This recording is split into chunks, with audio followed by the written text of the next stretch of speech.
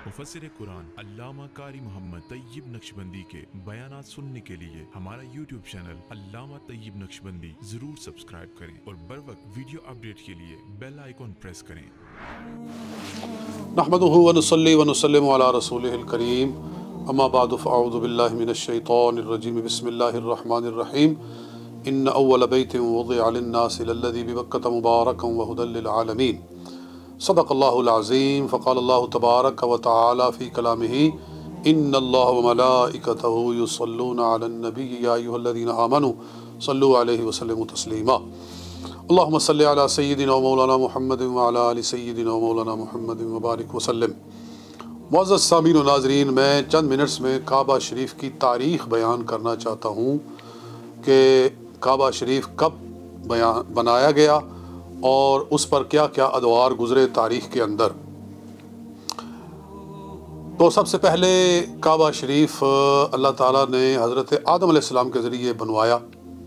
फ़रिश्तों ने आसमान से जन्नत से पत्थर ला के रखे और जन्नती पत्थरों के साथ काबा शरीफ तामीर किया गया और वो काबा शरीफ कायम रहा।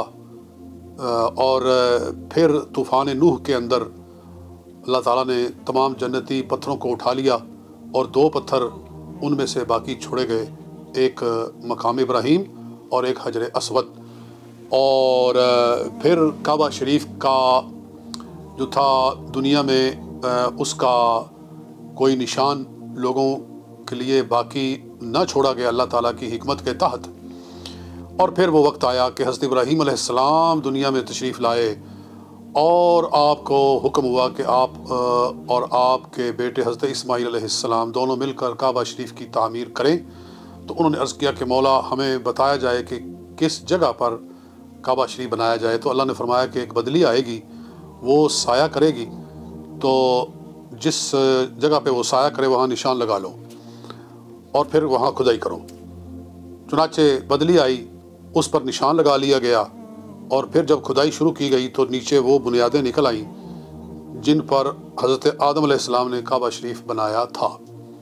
तो उन बुनियादों के ऊपर काबा शरीफ को रीबिल्ड किया गया और उस वक्त ये जो हतीम का हिस्सा है ये भी काबा के अंदर शामिल था, ये काबा का ही हिस्सा था। चुनाचे ये इसी तरह रहा।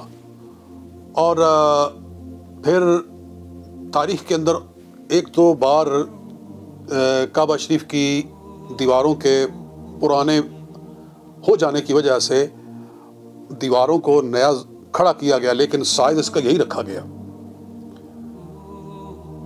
ता आंखें जब रसूल पाक सल्लल्लाहु अलैहि वसल्लम दुनिया में जलवागर हुए, हजूर अलैहिस्सलातु वस्सलाम दुनिया में तशरीफ़ फरमा हुए, तो क्या हुआ कि जब आपकी उम्र 25 बरस थी, अभी आपकी जनाब हज़रत खदीजतुल कुबरा रज़ी अल्लाह तआला अन्हा से शादी नहीं हुई थी।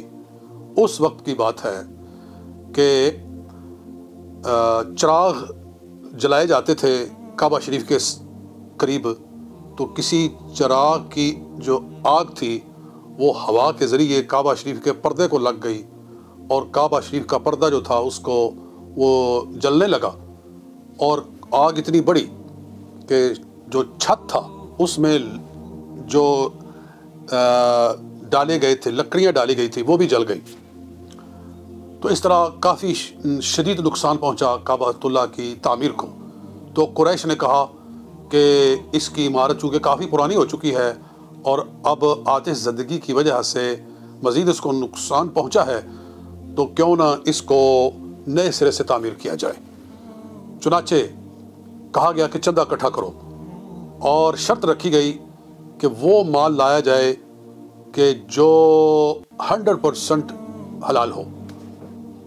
तो थोड़ा माल इकट्ठा हुआ तो काबा शरीफ की तामीर को उन्होंने, इमारत को फिर छोटा कर दिया उन्होंने, और जो हिस्सा हतीम का है, जहाँ दीवार है हतीम वाली, इसको उन्होंने एक दीवार बना के निशान लगा दिया और काबा शरीफ की जो इमारत है वो इतनी होगी जितनी अब है।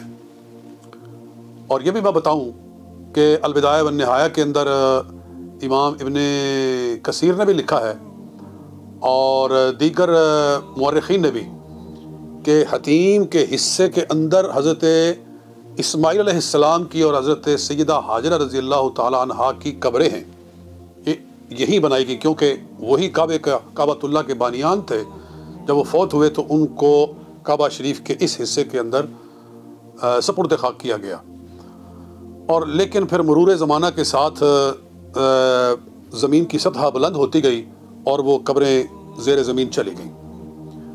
چنانچہ آج وہاں نماز پڑھی جا سکتی ہے، کیونکہ کعبہ کی وہ جو چونکہ سطح بلند ہو گئی ہے اور وہ قبریں نیچے چلی گئی ہیں، جب قبر نظر نہ آتی ہو تو وہاں گزرا جا سکتا ہے۔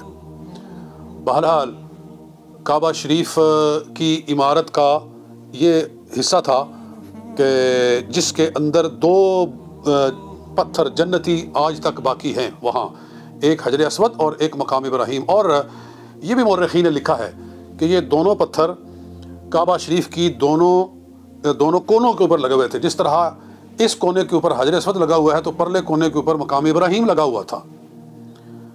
تو حضور صلی اللہ علیہ وسلم کے زمانے میں ایسا ہی تھا۔ پھر حضرت عمر فاروق رضی اللہ تعالیٰ عنہ کے زمانے میں آپ نے محسوس کیا کہ جب لوگ طواف کرتے ہیں تو لوگ وہاں مقام ابراہیم پر کھڑے ہو کر نماز پڑھ رہے ہوتے ہیں۔ اللہ بھی فرماتا ہے قرآن پاک میں وَاتَّخِذُوا مِن مَّقَامِ ابراہیم مصلی، مقام ابراہیم کے سامنے نماز پڑھو۔ تو لوگ وہاں نماز پڑھتے تھے اور ادھر سے لوگ طواف کرتے تھے، ان کا آپس میں کنفلکٹ ہوتا تھا، ایک دوسرے کے ساتھ ٹکراؤ ہوتا تھا۔ تو حضرت عمر فاروق رضی اللہ تعالیٰ عنہ نے پھر فرمایا کہ بہتر ہے کہ اس کو پیچھے کر دیا جائے تاکہ طواف کرنے والے طواف کریں اور پرے لوگ نماز ادا کریں۔ یہ اس کی تاریخ ہے۔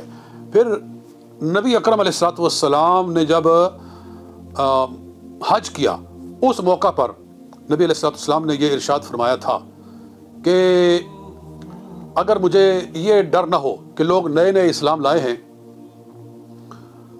کہیں ان کے ذہن میں وسوسے نہ آئیں، تو میرا جی چاہتا ہے کہ میں کعبہ شریف کو اس طرح بناؤں جس طرح کہ میرے جد اعلیٰ ابراہیم علیہ السلام نے بنایا تھا، یعنی حتیم سمیت میں اس کو اس کی اصل بنیاد کے اوپر کھڑا کروں۔ میں چاہتا ہوں، لیکن مجھے لوگوں کے بارے میں یہ فکر ہے کہ وہ پریشان ہو گئے۔ تو جب حضرت عبداللہ بن زبیر رضی اللہ تعالیٰ عنہ کی حکومت ہوئی یہاں مکہ شریف میں سن 64 کے اندر، ہجری 64 کے اندر آپ کی حکومت یہاں قائم ہوئی، تو آپ نے کیا کیا؟ 10 سال آپ کی حکومت رہی۔ آپ نے حضور صلی اللہ علیہ وسلم کی خواہش کو پورا کرتے ہوئے کعبہ شریف کو پورا بنا دیا، حتیم کو شامل کر کے کعبہ شریف پورا کھڑا کر دیا۔ اور پھر ان کی حکومت ختم ہوئی، اموی غالب آ گئے، وہ مغلوب ہو گئے، حتیٰ کہ ان کو کعبہ شریف کے اندر ذبح کیا گیا۔ بہت یہ خوفناک حادثہ ہے، اور حضور علیہ السلام نے اشارہ بھی فرمایا تھا کہ کعبہ شریف کے اندر ایک دمبا ذبح ہوگا جس کی وجہ سے کعبہ شریف کی توہین ہوگی۔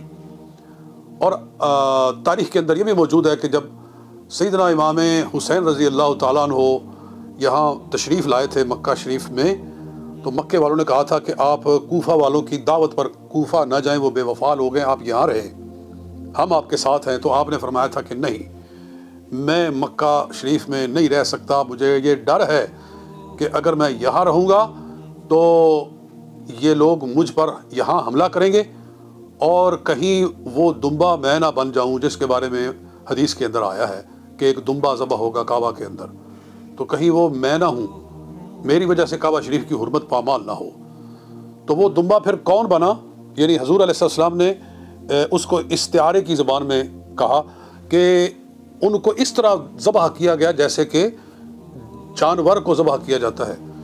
تو حضرت عبداللہ بن زبیر رضی اللہ تعالیٰ عنہ، جو کہ صحیح معنی میں امیر المومنین تھے اور مسلمانوں کے خلیفہ تھے، ان کی حکومت ختم کی گئی اور ان کو پھر کعبہ شریف کے اندر اس طرح بے دردی سے شہید کیا گیا۔